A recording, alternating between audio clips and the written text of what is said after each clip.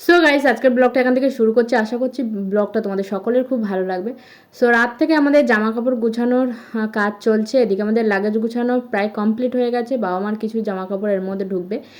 দেন ওদিকে আমরা ভোরবেলা সব কিছু গুছিয়ে ঘরে তালাচাবি দিয়ে বেরিয়ে পড়েছি।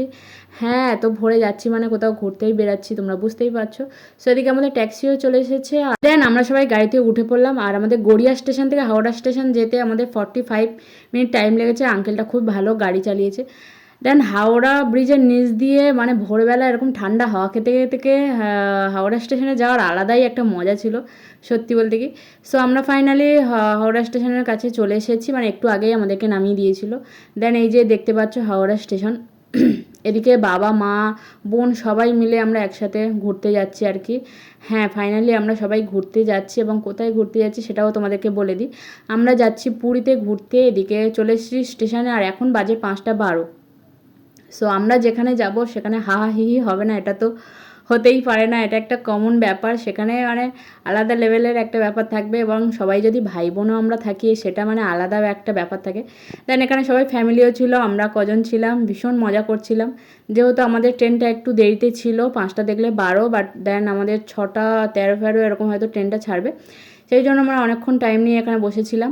আর এই যে আমাদের রাজপুত্রর এন্ট্রি দেখতেই পাচ্ছ, বন্দে ভারত। সামনে কোথাও একটা ধাক্কা টাক্কা খেয়েছিল ট্রেনটা। এই ট্রেন মহারাজের সাথে আমাদের অনেকটা টাইম কাটাতে হবে, তাই এনার নামে কোনো ধরনের নিন্দা করা চলবে না। এই ট্রেনে ফার্স্ট টাইম আমরা উঠছি। মানে এর আগে সবার কাছ থেকে শুনেছি এই হয় এই হয়। আজকে তোমাদেরকে রিভিউ দেবো ট্রেনটা কেমন স্পিডে যায় এবং খাওয়া দাওয়া থেকে সব কিছু। দেন যেহেতু ট্রেনে আমাদের সব কিছু লাগেজ তোলা হয়ে গেছে। এদিকে হচ্ছে যেহেতু এসি ট্রেন, এসিতে বেশিক্ষণ থাকলে আমার একটুখানি প্রবলেম হয়। সেই জন্য যত দেরিতে পারা যায় ট্রেনে উঠবো, সেই জন্য আমি আর আরুষি নিচে চলে এসেছি, সবাই বাইরে ছিল আর কি। সো এই যে দেখতে পাচ্ছ মামা মাম্মি তোমাদেরকে একটু কিসিও দিচ্ছিল মাম্মাম। এদিকে সবাই বন্দে ভারত ট্রেনটাকে এত মানে এত ভালোবাসে কি বলবো। সবাই দেখছি যে বন্দে ভারত ট্রেনের সামনে এসে ফটো তুলছে। দেন সেইভাবে আমাদের হয়তো ফটো দেখতে পাবে না। সো আমরা এদিকে টুকিটাকি এমনি ফটো তুলেছি, এই যে সব ফটোগুলো দেখা হচ্ছিলো। এদিকে আরুষি বাবা আমরা সবাই নেমেছিলাম। প্রিয়াঙ্কা আর হচ্ছে মা ওরা হচ্ছে ট্রেনের মধ্যে ছিল। সো যতক্ষণ ট্রেনের বাইরে থাকা যায় সেই জন্য একটুখানি বাইরে ঘোরাফেরা করছিলাম আর কি। আর সত্যি বলতে কি আমার একটু এখন করে মানে এসিতে আমার একটু প্রবলেম হচ্ছে। মানে ঠান্ডা লাগে সেটা একটা ম্যানেজ করা যায়, কিন্তু ওই যে মানে একটা অস্বস্তি একটা ব্যাপার হয়, সেটা যেন একটুখানি বিরক্তিকর ব্যাপার হচ্ছে। সেই জন্য করে এই ট্রেনে আমার একটু ভোগান্তি হয়েছে আর কি। দেন ফাইনালি এবার আমাদের ট্রেনে ওঠার পালা। সো চলো ট্রেনে কোথায় কোথায় আমরা উঠেছি। ট্রেনের ফার্স্টের দিকেই আমাদের সিট পড়েছে আর কি। সো চলো ট্রেনটা কেমন সেটা তোমাদেরকে একবার দেখাই। এদিকে বাবা মাও ভিতরে সবাই চলে গেছে। সো এই যে প্রথমে প্রেস করে হচ্ছে ভিতরে দরজাটাকে প্রেস করতে হবে, তারপরে দরজা খুলবে আর কি, এরকম একটা সিস্টেম। সো এদিকে একদম ফাইনাল একদম প্রথমের দিকে আমাদের সিট, এদিকে 2টো সিট, এদিকে আমাদের 4খানা সিট পড়েছে। আর এদিকে মা প্রিয়া আরু সবাই বসে আছে। আরুর এবার সিটের ড্রেসগুলো সব পরিয়ে দেবো। এই যে আমাদের এই কম্পার্টমেন্টের মধ্যে এই কটা সিট। সো সকলে বসে পড়েছে। এদিকে বাবার রাম বসেছে, এদিকে আমি বসবো। একদম ব্ল্যাক কালারের একটা আমি কি বলে চাদরও নিয়ে চলে এসেছি। যা আমি এমনিতেই ঠান্ডা লাগে সেই জন্য করে আমি চাদর টাদর সব কিছু নিয়ে চলে এসেছি। আমাদের ট্রেন এবার ছেড়ে দিয়েছে। সো এবারে আমাদের 6.5 ঘন্টার জার্নি কীভাবে যে কাটবে জানি না। সো তোমরা দেখতে থাকো, আই হোপ ব্লগটা তোমাদের সকলের খুব ভালো লাগবে। কোথাও ঘুরতে যাওয়ার আনন্দতে কষ্টটা কষ্ট বলে মনে হয় না। আদৌ কি সেটা সত্যি বলো তো? আসলে কষ্ট ঠিকই হয়, সেটা হয়তো সবাই বুঝতে পারে না। সো যাই হোক, বেশ আনন্দ করতে করতে ট্রেনেতে সবাই উঠে পড়লাম। ট্রেন মহারাজ ছেড়েও দিয়েছে। দেন এবার কতক্ষণে আমরা নামবো সেটাই। দেন প্রথমেই আমাদের কফি দিয়ে দিয়েছে। এখানে 2 কাপ কফি মানে গরম জল এবং কফি মিল্ক আর সুগার দিয়ে দিয়েছে। সেটাকে আমরা মিক্সড করে নেব। আর একটা ওটস বিস্কিটও দিয়েছে। দেন এদিকে আমাদের কফি খাওয়ার আনন্দতে একদম পুরো কফিটাই আমি ঢেলে দিয়েছি এবং কফিটা এত তিতো হয়েছিল কি বলবো তোমাদেরকে। শেষ পর্যন্ত রাম সুগার নেয়নি, সেই সুগারটা 2খানা সুগার আমি আমার কফিতে দিয়েছি, তারপর কফি খেতে পেরেছি। এদিকে তারপর একটা জল, আনন্দবাজার পত্রিকা, আর এদিকে রাম একটা পত্রিকা নিয়েছিল।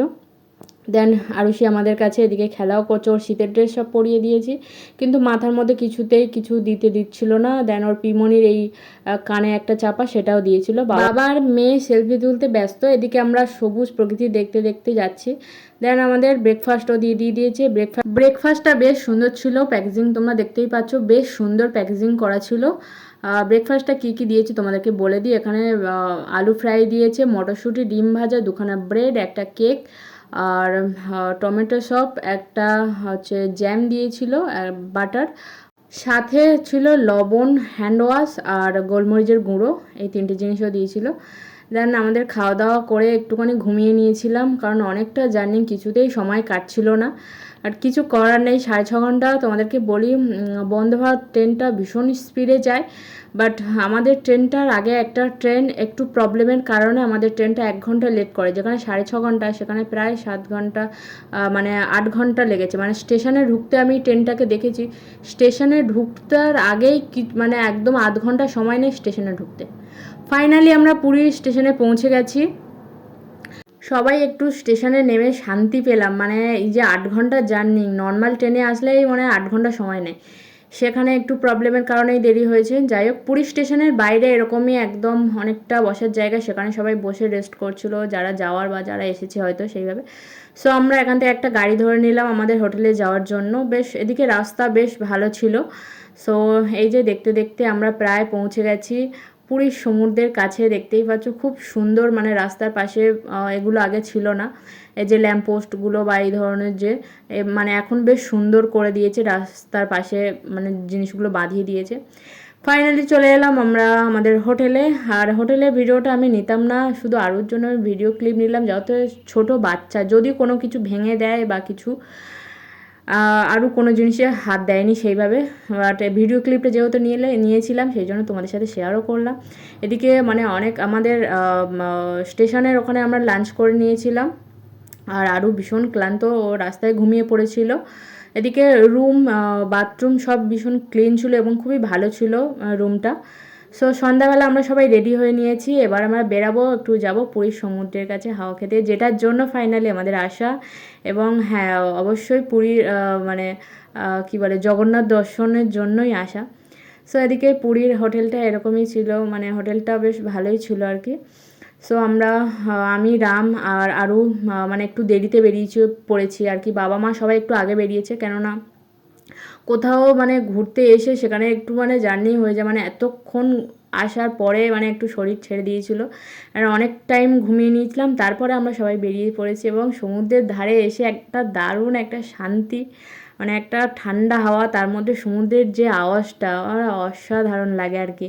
মানে মনে হয় যতক্ষণ পারি এখানে বসে থাকি, কিন্তু বেশিক্ষণ টাইম সমুদ্রে পাড়ে আমাদের থাকতে দেয় না, 10টা বাজলেই চলো সবাই সমুদ্র থেকে চলো তোমরাও একবার সমুদ্রের সুন্দর আওয়াজটা শুনে নাও।